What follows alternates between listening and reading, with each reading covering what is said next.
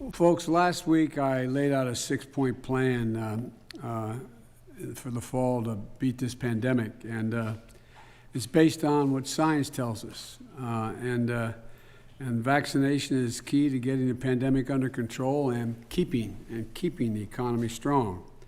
And the first part of the plan is to vaccinate the unvaccinated. This is a pandemic of the unvaccinated, not anything else right now. And the Labor Department is working on an emergency rule to require all employers with 100 or more workers to ensure their workers are fully vaccinated and regularly tested. And it's going to take a little bit for them to put those requirements in place under the law. We're also going to require nearly all healthcare workers to get vaccinated. In addition to that, if you seek care at a health facility, it seems to me you should be certain the people who are treating you are vaccinated. And that's what we're doing, period.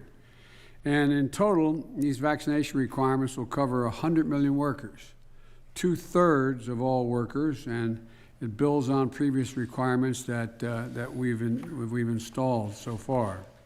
And the vaccine requirements work, and more companies are instituting them.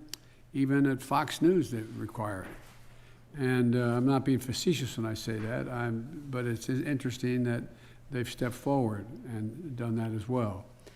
And the group I'm meeting with here today is leading the way.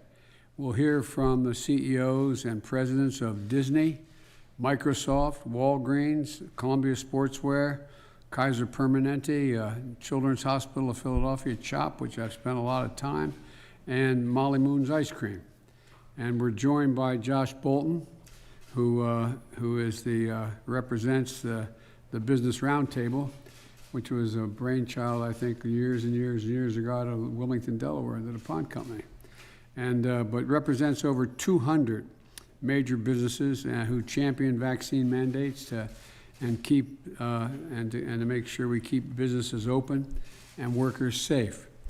And also we have Bill Tate. Since instituting the requirement, the Louisiana State University went from a requirement that there be vaccinations. The vaccination rate at Louisiana State University went from 63 to 81% of the students vaccinated in weeks.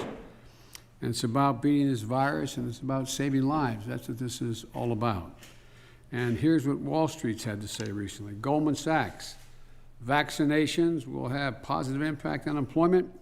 It means less spread of COVID, which will help people return to work. And Moody's, vaccinations mean fewer infections, hospitalizations, and deaths.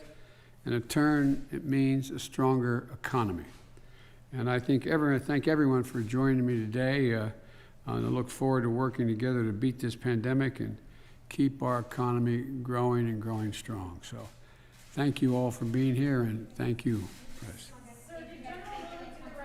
Thank you. Let's go. Thank you. Thank you. Let's go. I have great confidence in General Milley.